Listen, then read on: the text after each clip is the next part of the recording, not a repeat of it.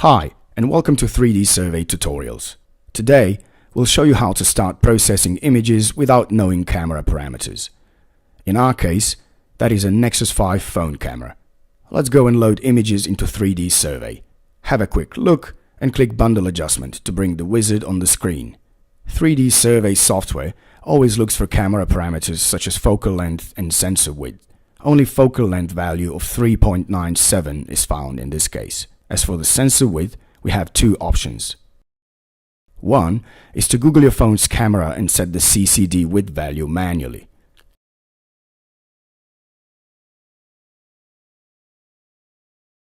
Second option is to simply select Estimate automatically and let the software calculate the best possible value. After you're finished with bundle adjustment, orientate the model based on ground control points, or skip orientation and continue with reconstruction of the 3D model. That's all for now. Subscribe or email us to get all the information you need. And as always, thanks for watching.